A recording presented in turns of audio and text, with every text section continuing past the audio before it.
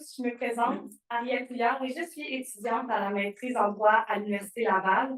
Aujourd'hui, ma présentation, elle porte sur le droit de l'assurance à l'épreuve des défis climatiques, un état des lieux et quelques perspectives. Puisque comme la littérature scientifique nous le montre, les changements climatiques, c'est une nouvelle réalité. Les événements météorologiques extrêmes, ils augmentent non seulement en intensité, mais en fréquence et en durée. Les projections tant mondiales qu'internationales sont à l'effet que c'est un phénomène qui va s'accentuer et se développer dans les décennies à venir. Ça entraîne beaucoup d'incertitudes, notamment dans l'industrie des services financiers, puisqu'il est maintenant bien clair que les changements climatiques ont des effets réels sur l'industrie et ses acteurs. Aujourd'hui, je me concentre davantage sur les assureurs de biens, ceux qui émettent des polices d'assurance habitation. Au Québec, ce printemps encore, les inondations printanières remettent de l'avant certains enjeux liés au climat dans l'industrie de l'assurance. Des Québécois voient leur résidence inondée. Certains se voient refuser une couverture de leur assureur en apprenant qu'ils n'étaient pas couverts à la base ou que l'indemnité qu'ils recevront ne sera pas suffisante pour couvrir l'ampleur des dommages. Ainsi, ma présentation se divise en 4 grandes parties. D'abord, je vous propose d'analyser le point de vue des assureurs et de leurs obligations dites climatiques. Ensuite, je vous propose de changer de perspective et de se mettre dans les souliers de l'assuré qui vit des problématiques par rapport au changement climatique, tant de la souscription à sa police d'assurance jusqu'à la précision. Par la suite, il faut faire le point entre les deux, l'assureur et l'assuré, et parler du rôle crucial des intermédiaires financiers pour terminer avec quelques pistes de solutions. Débutons avec les assureurs et leurs obligations climatiques.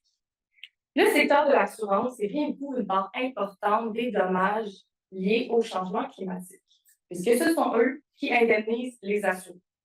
Toutefois, les changements climatiques représentent un fardeau financier beaucoup trop important pour les laisser seuls, puisque depuis plus de 10 ans, les dommages assurés au Canada n'ont pas cessé d'augmenter.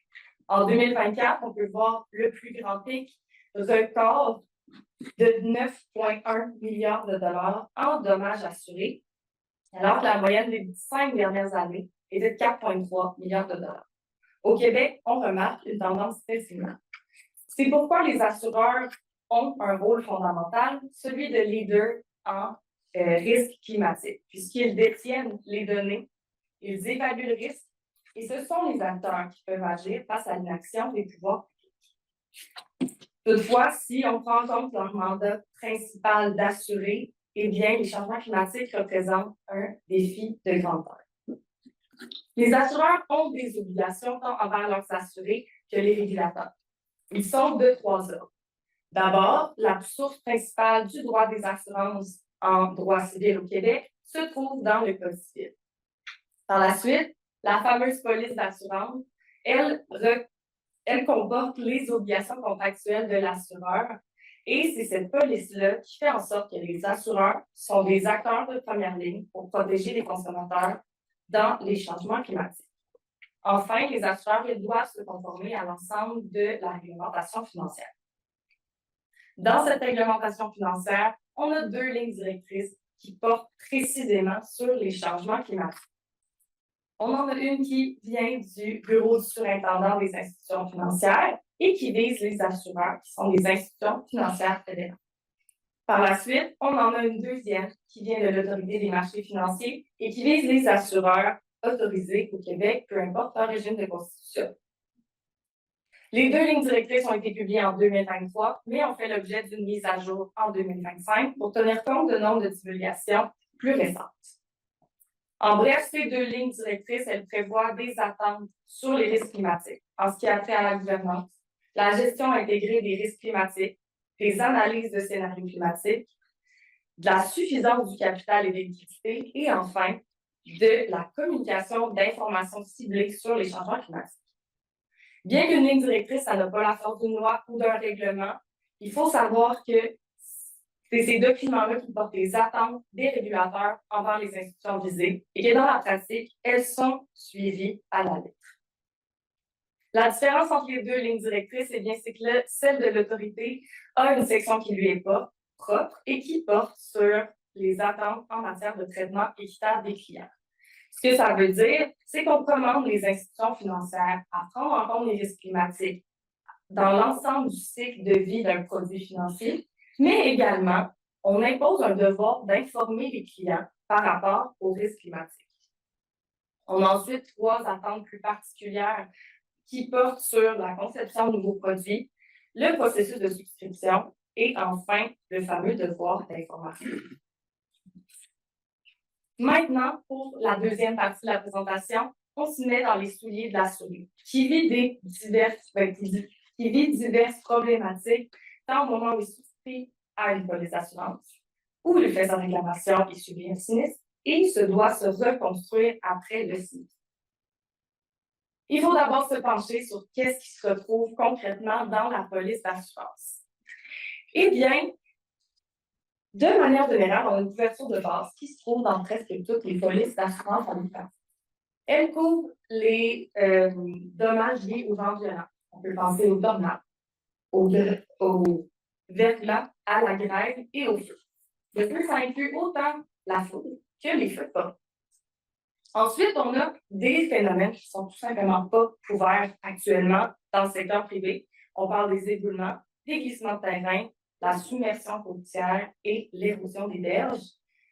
Et là où il y a des réels enjeux de protection, c'est pour les 3 autres phénomènes, les tremblements de terre, l'eau et les inondations, parce que les assurés doivent souscrire à un avenant, donc une protection supplémentaire.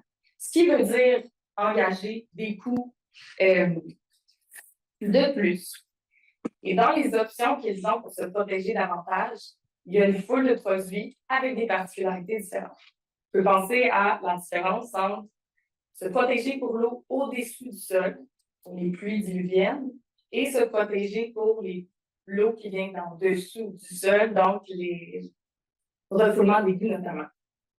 Toutes ces particularités-là des polices d'assurance liées aux aléas climatiques, eh bien, ne sont pas toujours connues ou très bien compris par les assurés. Et ça peut expliquer en partie pourquoi on a des enjeux de sous-assurance lorsqu'un événement météorologique extrême survient. C'est un constat qui met en œuvre la ligne directrice de l'autorité, notamment sa section sur l'information destinée aux clients, tant avant qu'au moment de l'offre d'un produit. On doit donc s'assurer que le client doit connaître les risques climatiques, que ce soit porté à son attention pour éviter de mauvaises surprises. La MFE connaît que l'assuré peut sous-estimer son exposition au risque, sa vulnérabilité, ainsi que son niveau de tolérance. Ce sont donc aux institutions financières, en vertu de la ligne directrice, de s'assurer que le client détient l'information claire et adéquate pour choisir un produit qui lui convient réellement. Un exemple bien parlant, mais ça peut être les zones inondables, les zones vulnérables aux feux de forêt. C'est encore plus important que ces gens-là sachent qu'ils sont dans de telles zones et s'ils sont assurés ou pas et dans quelle mesure. Une fois que la police d'assurance est en vigueur et qu'elle est survient, l'assuré peut se trouver dans 3 situations différentes. Soit il est couvert totalement par son assureur pour tous les dommages qu'il subit. Deuxièmement, il est couvert, mais l'assureur ne peut pas payer l'entièreté des dommages. Et enfin, l'assuré n'est tout simplement pas couvert. Si on revient à notre deuxième situation, celle où l'assuré est seulement couvert en partie, eh bien, il faut discuter de la limite du montant d'assurance. Parce que dans les polices d'assurance, il y a un montant maximal auquel l'assuré a droit en cas de, par exemple, destruction complète de sa résidence. Il faut savoir que ce coût de reconstruction-là, il doit être bien évalué parce qu'il ne veut pas dire valeur marchande de la résidence, il ne veut pas dire valeur dépréciée de remplacement. Ce sont des cas où les assurés doivent assumer une partie des risques, des dommages à la suite de la concrétisation du risque. Dans la troisième situation, quand l'assuré n'est tout simplement pas couvert par son assureur, eh bien, il doit se tourner vers ses économies personnelles ou se tourner vers une autre option. Et ça peut être le programme de dernier recours du gouvernement québécois, particulièrement par le ministère public de la Sécurité publique du Québec. C'est un programme qui permet d'offrir une aide financière à ceux qui ne sont pas couverts par l'industrie privée. Toutefois, il faut savoir qu'il y a plusieurs conditions d'admissibilité et qu'il y a une limite importante, notamment à ce qui a trait aux inondations par les cours d'eau. On a un montant maximal à vie sur la résidence qui tourne autour de 162 500 $. Donc, on peut penser aux gens qui sont en zone inondable. Ils peuvent être non seulement pas assurés par leur assurance privée, mais aussi peuvent rapidement devenir inadmissibles au programme québécois. Lorsque le sinistre est passé, on doit maintenant se reconstruire. Et dans les polices d'assurance, il n'est pas surprenant de trouver des mentions comme quoi on va remettre l'assuré dans la position où il était avant le sinistre. On va utiliser des matériaux de qualité semblable à ceux qui étaient là avant. Toutefois, si on considère la multiplication des phénomènes climatiques, bien, remettre l'assuré dans le même état, ça entraîne un cycle un peu répétitif de dommages et reconstruction. C'est pourquoi certains assureurs ont réagi et ont créé l'avenant Reconstruire en mieux. En bref, c'est un avenant qui permet de couvrir une partie des coûts liés à la rénovation ou reconstruction plus résiliente d'une résidence. Pensons notamment à l'installation de toitures ou de revêtements plus résistants à la grêle ou à des clapets anti-retour pour éviter les refoulements d'égouts ou enfin des détecteurs de fuite ou attaches anti-ouragan. C'est des protections qui peuvent faire l'objet d'un avenant ou vraiment d'un produit gratuit qu'on offre aux clients, mais il y a vraiment différentes particularités selon les assureurs qui l'offrent et on peut penser à Wawanesa Insurance, Co-Operators, TD Assurance et Benepa qui en ont une foulée. C'est un avenant qui met en œuvre une seconde fois la ligne directrice de l'autorité, mais surtout pour sa section sur la conception de produits. On peut s'imaginer que ces quatre assureurs-là, ils ont créé un produit pour se conformer à la ligne directrice. Ils ont vu le problème de reconstruire eux-mêmes et ont pensé au caractère évolutif des intérêts de leurs clients à se reconstruire en mieux. Enfin, il est inévitable de parler du pont entre l'assuré et l'assureur, le représentant en assurance, qui peut être un agent ou un outil. Actuellement, l'encadrement de base des représentants en fait, est composé de plusieurs normes de conduite. Ça peut être le devoir d'agir avec loyauté, honnêteté et transparence, mais plus en lien avec le sujet d'aujourd'hui, le représentant a un devoir de renseignement et de conseil avant la conclusion du contrat. Est-ce que les considérations climatiques font partie de ce devoir d'information et de conseil? Bien, il est écrit nulle part noir sur blanc, mais il serait fondamental que ce soit le cas, puisque la ligne directrice de l'autorité sur les risques climatiques ne vise pas directement les intermédiaires financiers. On demande plutôt aux institutions financières, à l'assureur, de s'assurer qu'il a une bonne relation avec son représentant pour que l'assureur puisse respecter ses obligations. Dans le contexte des changements climatiques, il serait impératif que les considérations climatiques fassent partie intégrante du rôle de conseil. Actuellement, il semble que ça dépend du besoin exprimé par l'assuré. Si l'omission d'informer le consommateur d'une exclusion ou d'une possible protection constitue un manquement, eh bien, il faudrait que les représentants portent une attention particulière à la diversité des particularités des aléas climatiques. À cet effet, le Conseil canadien des responsables de la réglementation d'assurance s'est penché sur l'enjeu dans un énoncé de position en 2023 et a confirmé que le public doit être sensibilisé quant aux conséquences de ne pas être protégé adéquatement dans notre police d'assurance. Il a également mis de l'avant que ce sont les assureurs et les intermédiaires financiers qui sont dans la position idéale pour protéger les consommateurs en les sensibilisant et en ayant un devoir de conseil dans leur produit d'assurance.